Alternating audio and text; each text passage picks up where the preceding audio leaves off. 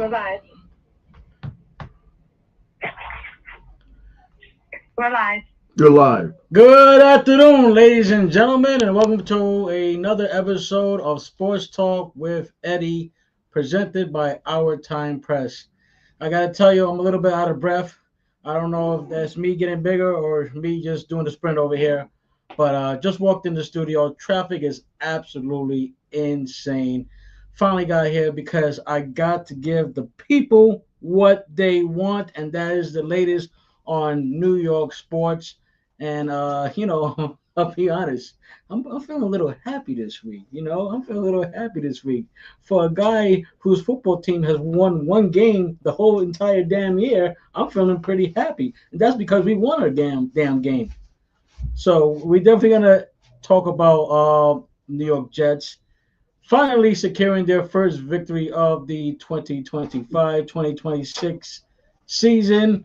We're going to get into a little bit of baseball. I know week in last week's podcast, I went over the Mets mock predictions as far as potential destination for players, trades, etc., etc. And for the most part, I got some good vibes from the Met fans out there and whatnot.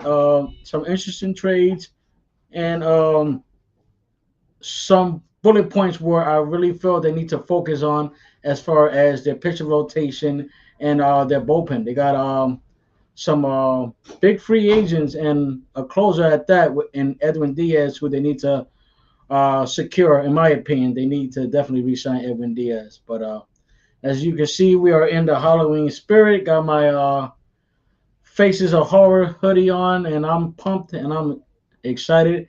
And let go. We're gonna jump right into probably one of the most interesting news that come out as far as Jets football, and that is the New York Jets as they went into Cincinnati and secured their first win of the victory, coming back from 15 points down.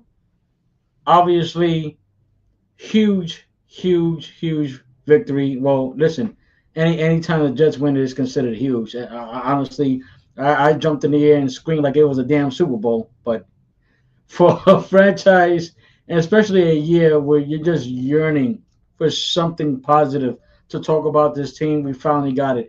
And I don't know if you guys have been catching on, but I've noticed with my New York teams and just New York teams in general, the episode before the actual game happens, and I go on a rant, something good happens. Previously, it was with the Yankees when they were going through that tough losing skid and whatnot, and I was just so frustrated by what the hell I was watching. I'm pretty sure Yankee fans out there was frustrated as far as what they were watching. I went on my rant. It was unacceptable. Boone and everybody from Boone to Volpe was really getting under my skin, and they went on this nice little winning streak towards the end of the season, which led them to the second round of the playoffs. Obviously, it didn't end it the way I thought it would, but now, as I'm looking a little bit of the World Series, and I'll be honest with you guys, you can call me a hater or call me whatever. I guess that's just the gene and the loyalty that I have for my Yankees. I've watched bits and pieces of it through highlights. I can't really sit there and be like, yeah, I actually really tuned in and caught a game and seen what Schneider and Vlad did last year, going back to back home runs off Snell, or just a wonderful performance that's been going on with Yoshinobu Yamamoto throwing two back to back complete games. I really, it's tough to see a team that eliminated you this year going against a team that beat the hell out of you last year in the World Series. It's very difficult for me, and it kind of falls, the World Series kind of falls in a very difficult time because as much as I am a big baseball head, I am a super big basketball fan. So definitely wanted to see what was going on with my Nets as well as how good this New York Knicks team is going to be this year. So definitely a lot packing as far as the week itself. Definitely jam packed week. A lot of stuff went on, but again, this Jets team It's been frustrating for the most part. I think everybody will agree with me. 1-7 is not really considered ideal as far as a new regime, new GM, new head coach, et cetera, new quarterback. But listen, if you want a team who's 0-7 going into their bye week, performing like that, it sort of gives you a hint of hope. Now, I'm not going to go on a limb and say, hey, they're going to pull off the next five victories. I'm not going to go that far and say that. But if you really look as far as the play calling, as far as the defensive adjustments that they were able to make against Joe Flacco, it was something different. It was more.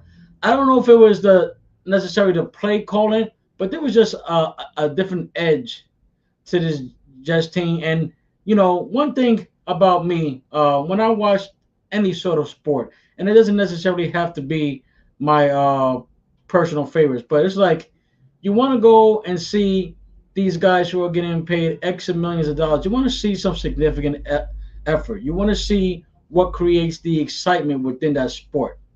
When you see lackadaisical things like, people not finishing their routes or a player not running hard to first base or someone shooting an air ball from the free throw line or whatnot, or it really takes the fun out of the game ultimately. So, with this Jets team, as far as what I saw this week, I saw some fight, I saw grit, I saw a quarterback who seemed highly motivated and quite frankly pissed off. I'll get into that a little bit. And these are sort of the formulas that you need to win in this league as far as the NFL goes. You need to be motivated. You need to, you know, be top tier, and you need to execute your play calling, whether it's defensive or on the offensive side of the ball. So definitely happy that the Jets got their first win of the season. We'll see what that does for them moving forward. The team was able to come back from 15 points down to secure their first win of the season, and this definitely comes in that point of the game. Actually, before the game, it comes in a, you know, pretty much a very emotional day for the franchise in its entirety. I think I read somewhere that the Jets players themselves found out a couple of hours before kickoff time about the passing of Jet Great and former offensive lineman Nick Mangold. Really tough news to hear that. I tune in to NFL Live, and I just seeing Rex Ryan's the emotion poured out of him, considering that was he coached Mango for a good portion of his tenure with the Jets, and it's really tough to see that. But you appreciate a guy who not only loved the game, loved coaching the game, but just loved his players. So I'm pretty sure it was a very difficult day for Rex Ryan and everybody within the Jets organization, and even Jets fans who, like myself, watched Nick Mango be the pillar of that offensive line for the 12 seasons that he was in a Jet uniform. So definitely unfortunate to hear that news. He passed away due to chronic kidney failure. He's left by his four children and his wife, and just really devastating news. But you know, it was kind of like that prototypical storybook ending where you get the bad news, the sad and unfortunate news that is heartbreaking and devastating as that was. But for them to find that and have that motivation to go out there and play for a guy who held uh, the center position for many years was nothing short of miraculous on my end from what I saw. And just it was very sad. I felt sad myself too because again, I'm a Jet fan, and I saw the NFL draft when we drafted him out of Ohio State, and I watched him become arguably one of the best offensive linemen of all time, in my opinion. And this is unbiased. I know sometimes you see things with people passing and stuff like that, and people sort of say, "Oh, well, he's this, he's that." I mean, you got to really look at the numbers. What? Yeah, and I'm talking about not even as him in a Jet uniform. I'm talking about him back in Ohio State. Nick Mangold was a man amongst men. He was the pillar. He was the cornerstone. He was arguably one of the Jets' best players, especially during that 2009 2010 run where they got one win away from going to the Super Bowl. But yeah, just terrible news. Very young guy, man, 41 years old. So very difficult to take that in. But again, if you want a team to come out with a victory like that, with all that was going on as far as the emotions and stuff like that, even Nick Folk, which probably was going through it the most, considering that he is on the current Jets roster and he was on that Jets team with Mangold for a handful of those years. And he went on record as saying, it was his spirit that ultimately lifted us to this victory. Jets went on to win that by a score of 39-38, and yeah, just really tough news. Nick Mango was also a seven-time Pro Bowler and a two-time First Team All Pro. So I just want to take this time on behalf of myself and everybody here at Our Time Press. I want to send our deepest condolences to not only the New York Jets organization, but to Nick Mangold's family, friends, and loved ones here from Our Time Press. So again, the Jets are on the bye week. They will return against the Cleveland Browns, and we'll see. Ultimately, we'll see what the rest of this year will be like for the Jets. Now, ideally, if you're a fan, you're like, please don't win no more damn games. Please don't, please don't win no more damn games because I want to at least have a shot of solidifying a pick that's gonna grant us one of the top tier quarterbacks. But I'm gonna remind Jets fans, and this is even hard for me to say, that's not necessarily a guarantee when you're talking about the Jets and developing quarterbacks. Sam Darnold, maybe. Zach Wilson, perhaps. So just because you get the top pick doesn't mean it's gonna necessarily pan out. And arguably, at least for the most part, and we'll even go Geno Smith. We'll even go Geno Smith. He's struggling a little bit during his first year with the Las Vegas Raiders, but he pretty much did his thing in his Seattle days. Sam Darnold had a pretty good season in Minnesota. I can't really say what his numbers are looking like in Seattle, but normally these stories, as far as like former Jets, come around real fast. So I gotta be under the impression that he's doing solid for the most part. So yeah, we do have call-ins available, guys. Please, if you guys get a chance, call in. Let's chop it up. Interesting scenario as far as the Knicks goes.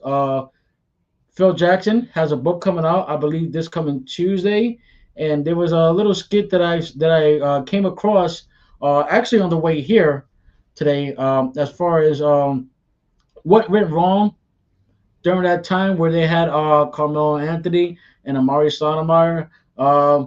Guys, call in and tell me what you think about that. Who do you think who was at fault with that? Who do you think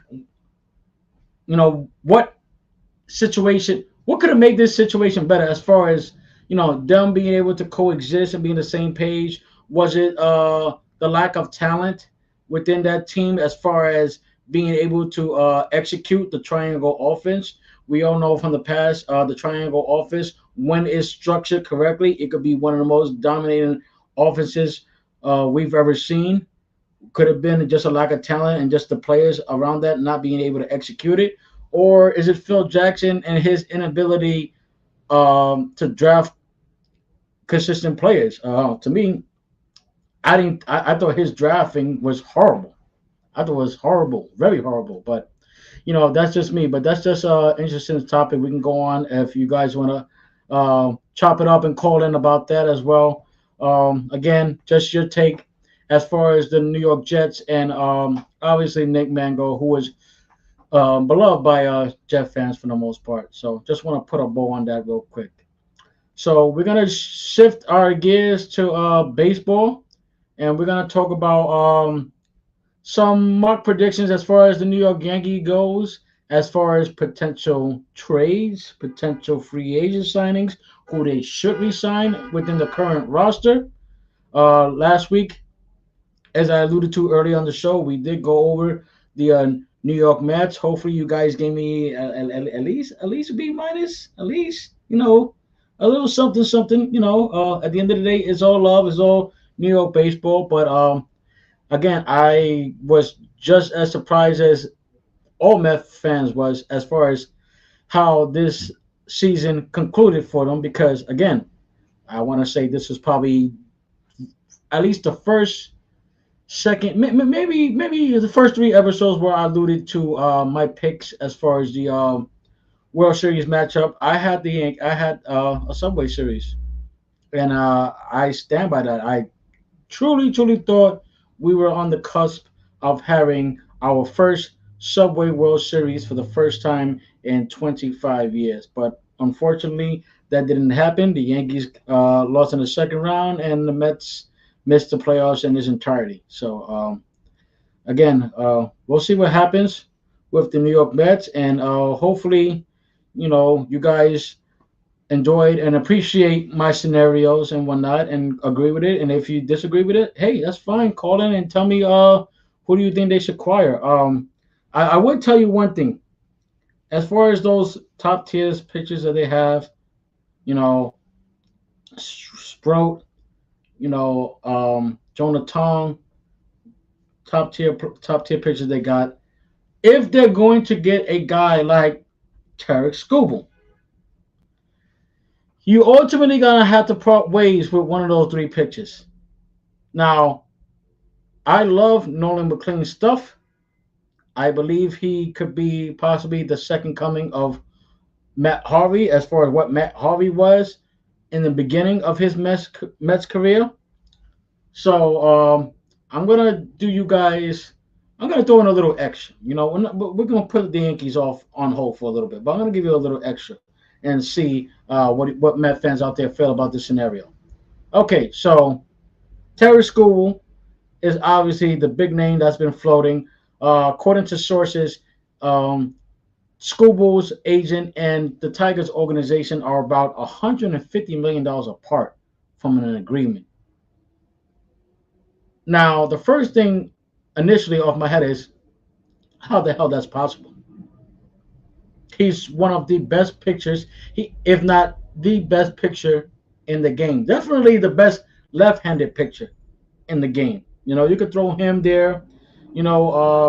Obviously you could throw in Paul Skeens from Pittsburgh. So I don't understand how a team that, for the most part, was the one of the best teams, if not the best team in the American League as far as the first half of the season goes.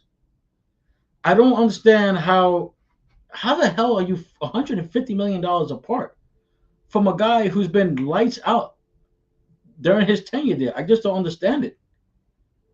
And obviously, with a year left in his contract, that's when the trade scenarios are going to pop up. So, Met fans, tell me what you think about this. And I know there's probably going to be some criticism, but again, the thing with the Detroit Tigers, in my opinion, they're just not going to give him away. And you're gonna have to give up some you're gonna have to give up some top tier prospects, maybe some draft capital. So I came up with a scenario actually last night, literally just brainstorming and trying to prepare myself the best way possible for the show. So here it goes. Let's just say for fun and pretend, I got the Detroit Tigers sending Tarek Skubal to the New York Mets in exchange for Jet Williams, Brendan Sproat, and I think the Mets will probably have to adding some more draft capital. Maybe it'll be a hitter. It could be a B level hitter, but I think Sproat and Jet Williams. I think Jet Williams is their number three overall prospect. I could be wrong. Please let me know if I'm wrong. But I believe he's definitely one of their top five prospects. I know that for sure. I just don't know if it's number three. I think I came along something and I just read and I glanced at it and it said number three, but I could be wrong. But hope maybe could that be a scenario where it gets done? And let's say if that goes through, you have Scuba will obviously be your surefire number one without a doubt. Um, I don't know if they're going to go lefty lefty when it comes to the pitching rotation. Obviously, if you look at the current Mets roster minus Terry Scoble, if he was healthy, Sean Manaea probably would have been your opening day starter considering the season that he had last year. So got a righty. Jeez, I gotta really. You throw a right-handed. Probably McLean. McLean will probably be your number two. Um, it'll probably be Manaea at three. You'll have Tong at four, and they'll probably get. Knowing the Mets, the fifth spot in the rotation is usually one of those veterans that they get on like a 1 or 2 year contract. So look for the Mets to, perhaps. Whoa, that got a malfunction here. Wow. Okay. Look for the Mets to have some interest as far as veteran pitchers to solidify that pitching rotation for the most part. So yeah. Again, it's something that's doable. I don't know if that's going to be essentially enough to get the job done as far as what the Tigers may want to offer as far as Terry Scuba. Again, this guy's been lights out during his tenure for the Detroit Tigers. Is arguably top three best pitcher in the league. So yeah, but I think that should be enough to get it done. Now, all the Mets organization are they going to be in like a hug mode? And what I mean by hug mode, there's a lot of general managers, and I think for the most part, Brian Cashman definitely does that.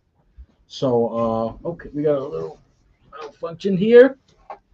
Gotta fix that up. Shout out to PJ. PJ always coming through for us.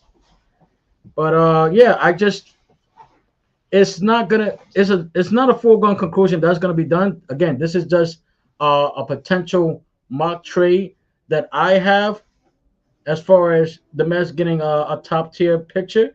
And listen, it could be the same scenario, maybe more for Paul Skeens. To me, Skeens and Skubal, they're pretty much. It's hard to say identical. I mean, obviously, when you think about Skubal, you think about the stuff, you think about the athleticism, you think about the strikeout.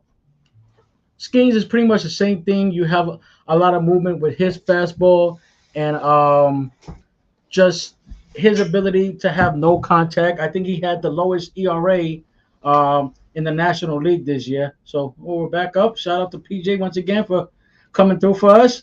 And yeah, so it's going to be a load as far as getting a guy of that caliber into Terry Scoble or even Paul Skeens at that. If you're talking about the Mets deep diving for a big fish, and we all know owner Steve Cohen is not afraid to spend money. Again, we all know about the Soto contract at this point, so I would assume that if they're going to execute on the trade where they're going to have to give up significant draft capital as well as top prospects, they're going to want Scuba to come with they're going to want him to sign an extension. Now, if you put Scuba on the free agent market right now, as far as this winter, he easily is going to demand somewhere in the neighborhood of 350 $400 million. So you're probably looking at a 9 to 11 year contract as far as the money and it adding up and stuff like that and things of that nature. So yeah. So we're gonna head into the Yankees. And a few things I want to get into as far as the Yankees go. There's a lot of obviously with the Yankees, you always hearing rumors and stuff like that circulating. Obviously, you know the Mets are not going to be the only team that's going to inquire about Terry Skubal as far as trades. I would like to go on a limb and assume that the Yankees are definitely going to have significant interest as far as Terry Skubal. You know, geez, that rotation would be insane. Like, just for pretend. Um, well, you know what? I kind of like we did Skubal for the Mets, so let's just do Skeens for the Yankees. Let's just do that. So let's say the Yankees acquire Paul Skeens.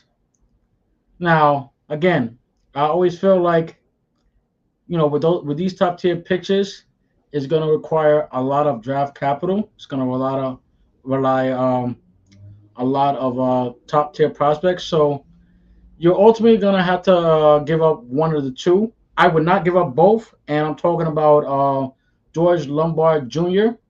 and Spencer Jones.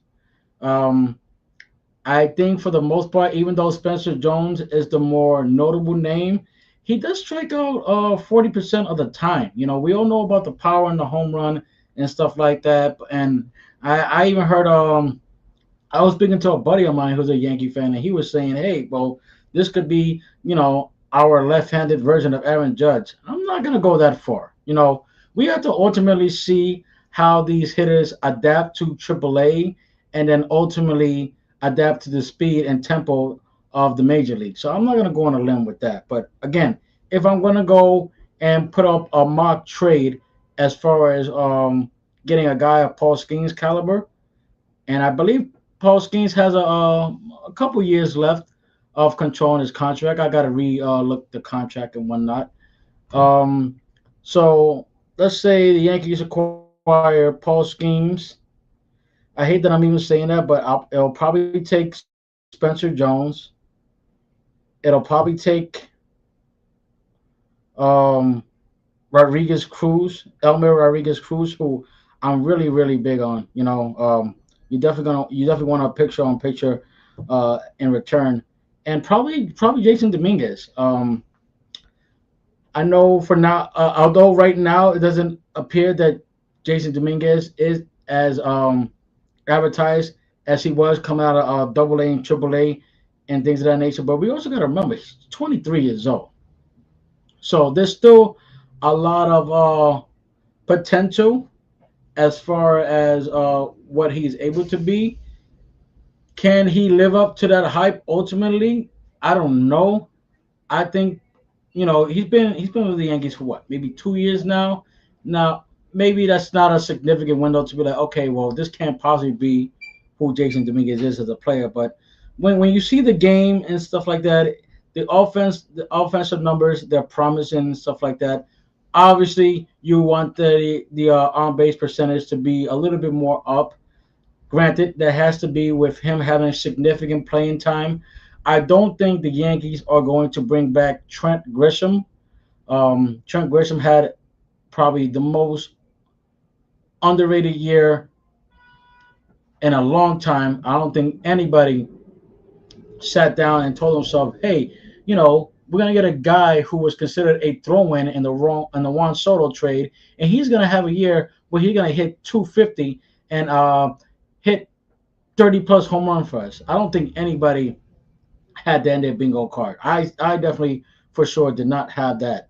So I don't think Trent Grisham is coming back. But again, with that Paul Skeens trade, it'll probably take that, and that's three significant prospects because you ultimately have to consider Dominguez as young as he is, even though he's on the major league roster and has major league experience.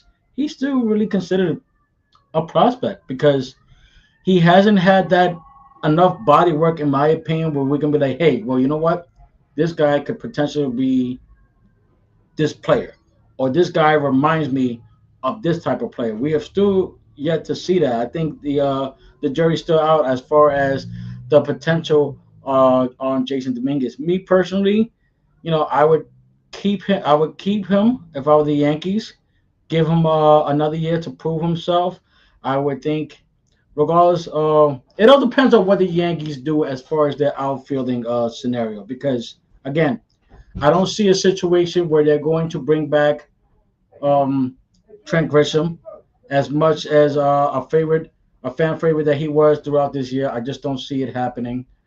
But and you also have Cody Bellinger, who's out there as a free agent, and according to sources, Cody Bellinger is seeking a 6-year deal, roughly around the $160 million range, which is pretty doable. I think he's 30 years old.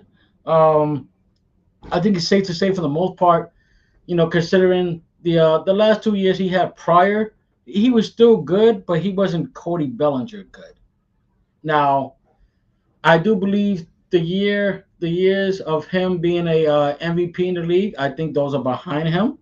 But he still has the ability to be better and be an impact player. Now, I get it; these two positions are totally different. But I look at a guy like CC Sabathia. When he came in with Cleveland, he had the super fastball. The breaking pitching was good.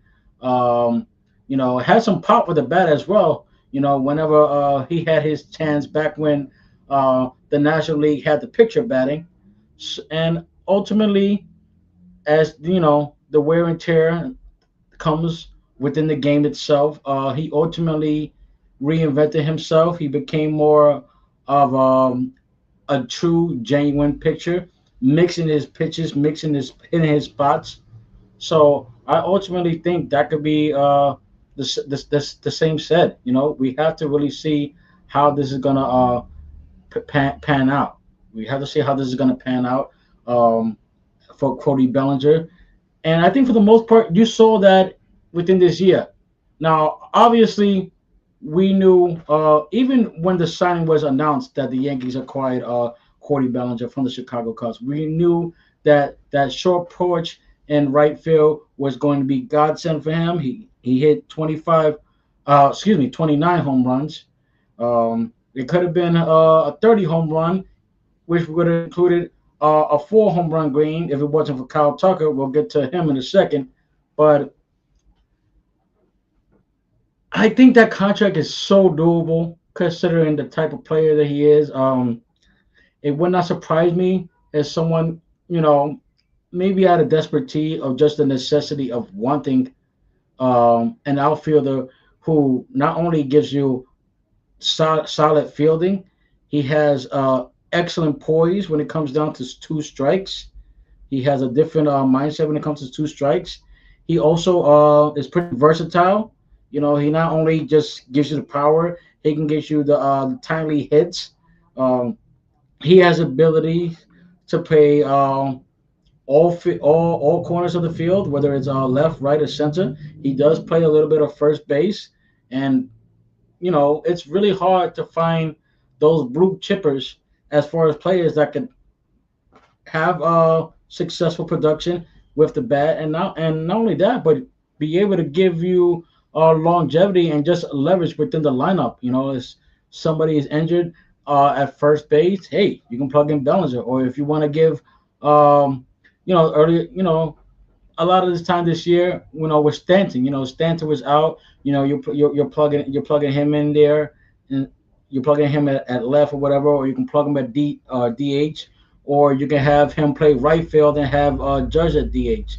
Um, I would like to see the Yankees be a little more flexible with the DH position, but unfortunately, with John Carlos Stanton and the contract that he has currently with the New York Yankees, I don't see the Yankees are not going to trade John Carlos Stanton.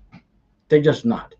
Um, it's it's kind of difficult, as far as where his game is at, and as far as what he's able to do right now. I mean, he's a guy that can still give you a good bat, but he's more of a streaky type of player right now, where if he is in the zone and the baseball is looking like a watermelon, you can see him hitting 4 home runs out of the last 6 games, where the baseball, just looks absolutely immaculate to him. And then you have pretty much what we saw throughout this playoff run, which was kind of like surreal considering his performance in last year's postseason. This past year postseason, he sort of just shied away, and it ultimately looked like a different player from what we saw in last year's postseason with Giancarlo Stanton. Now, granted, you know, it all goes back to like injuries, and yeah, injuries are a part of the game and things of that nature. He did suffer pretty much the whole year with the tennis elbow. Hopefully, Yankees doctors could find a way to address that and fix that, and hopefully, Stanton could still be a guy that can give you an average of 245, 250, 25 home runs, 70 RBIs. I still believe Stanton is doable to put up those kind of numbers. But yeah, Cody Bellinger, I would definitely love Cody Bellinger to be back in a Yankee uniform. I think he loved being here. I think the fans loved him being here. Obviously, there's a family ties. Well, his father Clay being a former not only a former Yankee but a former Yankee champion during his time with the Yankees. So we'll definitely see with that. I definitely think the Yankees need to check the green box as far as looking to sign Cody Bellinger. Now, here's where it gets different for me. If you're able to get a guy who, to me, is probably going to be the best free agent on the market this winter, and I'm talking about Kyle Tucker. Now, this is where I'm like, I have the glass half full in this scenario because part of me is saying, yeah, let's get Cody Bellinger. He can handle New York clearly. He had the 29 home runs, damn near 30 home run year amongst many 30 home run campaigns that he's had throughout his career. He uses that right field porch to his advantage, and all the accolades and all the abilities that I alluded to a little while ago as far as Cody Bellinger's value. But it comes to a point in time where you need to consider getting the number one guy out there. And this is where I felt the Yankees failed to do this. And this is I almost feel like this is deja vu in a sense because you got Bellinger out there. You know, if let's just be honest. If you had to put these two players in order as far as Bellinger and Kyle Tucker will be one, and Bellinger. If anybody were to miss on Tucker, Bellinger will probably be the fullback option. And I hate to use that technical term when I'm talking to Bellinger. I love Cody Bellinger, but that's pretty much what it will be. So I see a deja vu effect where in 2019 the Yankees had the ability to sign Bryce Harper, but instead they decided to go within a combination of DJ LeMahieu and Anthony Rizzo. Now, for the most part, when LeMahieu came in through that trade from Colorado, he was pretty good. I want to say perhaps the first 2 years of that contract, he was pretty good up until the 2024 season, where as soon as that foot injury happened with him, and then I think he had the issue with the hip. That player that we once grown to love just was not there no more. And unfortunately, the Yankees had to eat up the rest of his contract. I think his contract comes off the books, as well as Stroman, as well as Aaron Hicks. I can't believe I'm even saying that. But you got a lot of money coming off the books. So the point I'm trying to make is you get your number one player. You get your number one player. Now, obviously, there's been rumors and speculation as far as Bryce Harper signing, potential trade with Bryce Harper. I know the Yankees have been linked to Bryce Harper, but this ain't 2019. It's just not. And this is the point that I'm trying to get, where the Yankees need to go out and get Kyle Tucker by any means. The other side of me is saying, why not get both? Why not pull up your big boy pants, act like the damn Yankees for a change, and get both of them? Could you imagine You got Judge at right, Tucker at center, and Bellinger at left with Dominguez as your fourth outfielder. I mean, come on. Now, I know they're trying to get within that threshold as far as, saving money and putting things together and stuff like that and whatnot. But listen, if what we haven't seen the past, forget about the outcome of the Dodgers and the Blue Jays as far as tomorrow goes. If the Blue Jays decide to capture their first World Series championship since 1993, okay, that's all good and dandy. But it doesn't take away the fact that the Dodgers are willing to throw the bag and they're willing to get these top tier players. They're willing to get these top tier players, and we all seen the end result. World Series. They already won one. They're working on trying to get a second one. We'll see how that goes as far as tomorrow's Game 6 live from Toronto. But again, you get your top tier, you get your number one before you get your number twos. I mean, it's pretty much a foregone conclusion, you know. But if they do decide to go one out of the two, and I hate that I'm even saying this, but again, you got to go for your one. It's kind of like what they should have did in 2019. You had the opportunity to get Bryce Harper. It was clear as day he wanted to be a Yankee. He, he reiterated several times in interviews. He was a Yankee fan growing up, but we didn't pull the trigger, and ultimately he went to Philadelphia. So you can't, if you're the Yankees organization, you don't want to have a situation where lightning strikes twice in a negative manner. Where, and I can't really say Cody Bellinger is a bad number two, but again, you want to be able to get a guy who is better than Cody Bellinger. And in my opinion, right now, Kyle Tucker is better than Cody Bellinger, just like Bryce Harper was better than Anthony Rizzo and DJ LeMahieu. So and Luke Voigt, I think Luke Voigt was a part of that 2019 first base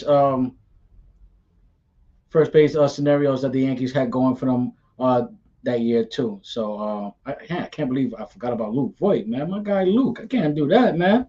I apologize, Luke. I apologize, but yeah. So if you're talking about a projective contract, it's going to be massive.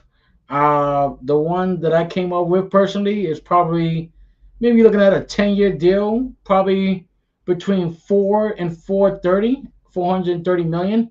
Uh, I don't know if the Yankees are willing to go to that extent. I mean, within the past couple of years, it shows that they're a little reluctant to pay that much money for one player. You know, there was rumors that they did offer Juan Soto $760 million to return to the Yankees before he decided to take $5 more million that the Mets threw at, plus some incentives that the Mets threw in there. But again, that's a foregone conclusion. It is what it is. But yeah, why not get both, man? Why not get both? Have that same attitude, and have that same that structure, and that just brings back that Yankee evil empire juggernaut to you, man. Bring me the 2009 demeanor of the Yankees when they went out and got themselves a CC Sabathia. They got themselves an AJ Burnett. They got themselves a Mark Teixeira. Bring me that, because this crap that I'm seeing for the past couple of years, obviously it ain't working. You know who it's working for? The team that spends money. And the team that's been spending money has been the Dodgers. So you ultimately have to look at the teams that has beaten you the past 2 years, as far as the Dodgers and them spending money on the talent and things of that nature. As far as the Blue Jays, where they're not necessarily it's not necessarily household names for the most part. Obviously, we know about Bo Bichette. We know about Vlad Jr., who's having an amazing postseason. We know about George Springer. I think every Yankee fan knows who George Springer is at this point.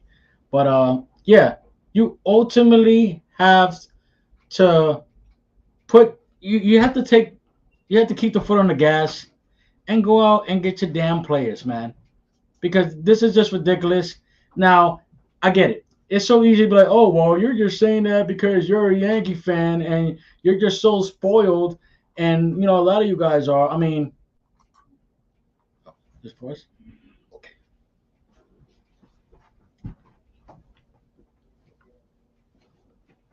I don't know what's going on today, man.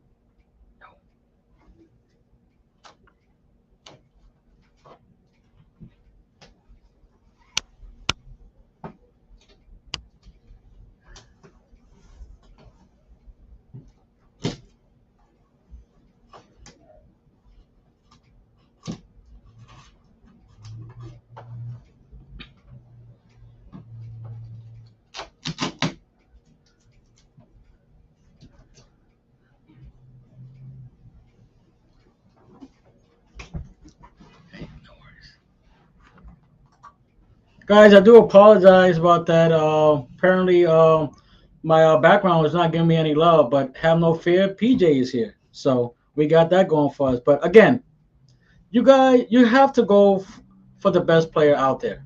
You know, you got to go for the best player out there. Let me put it into perspective that everybody at home watching this will understand. If you go to Subway, what do you expect?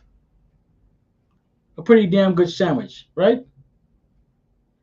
If you go to an Italian restaurant, what do you expect? Pasta, correct?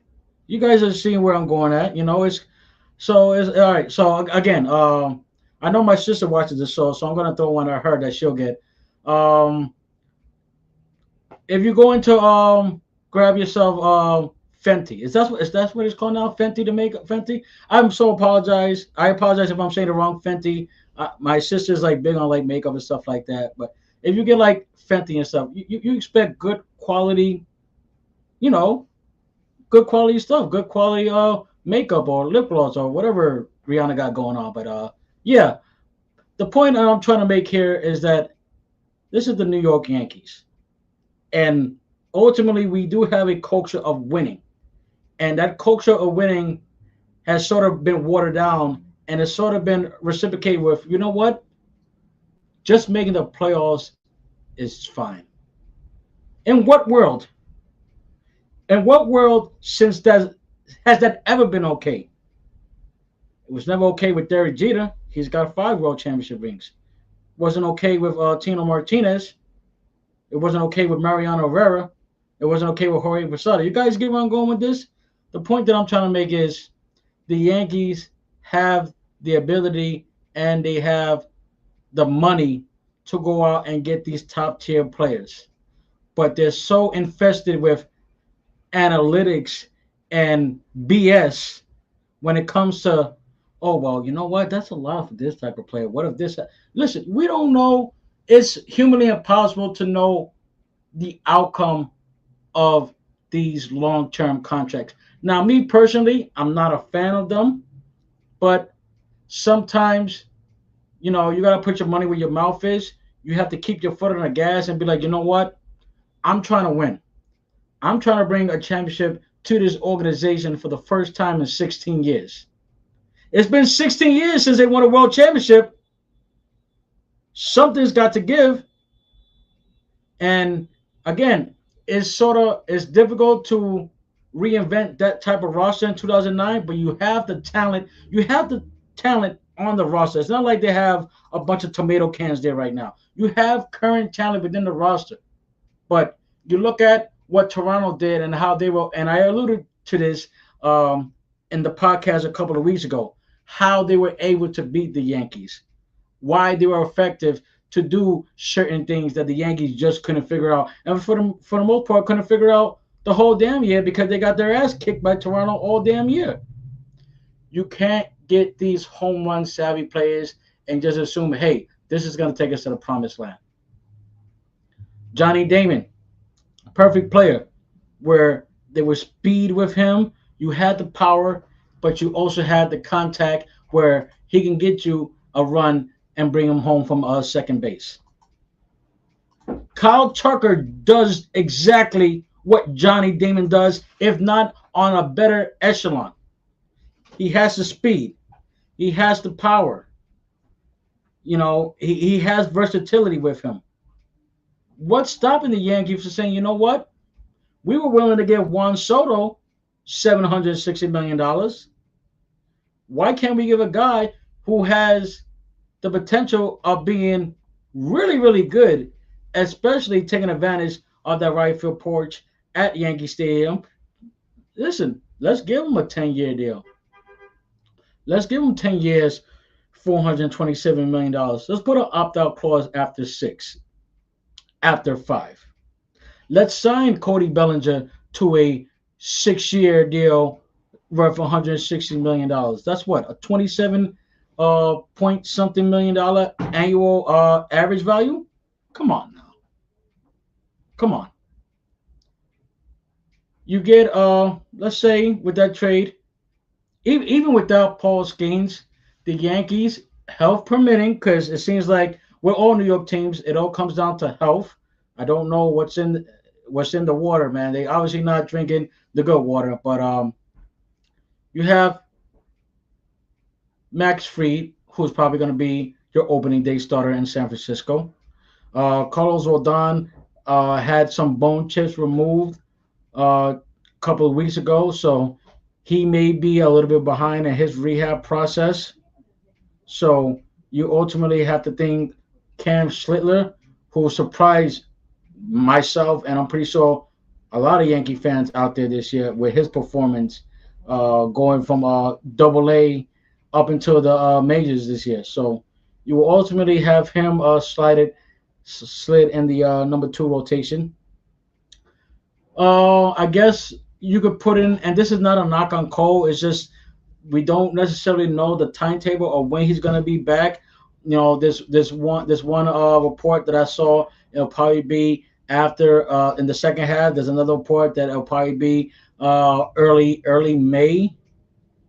So we don't know, but obviously, if he was if he was ready for the starting rotation, you definitely putting him as your number two behind Max Fried.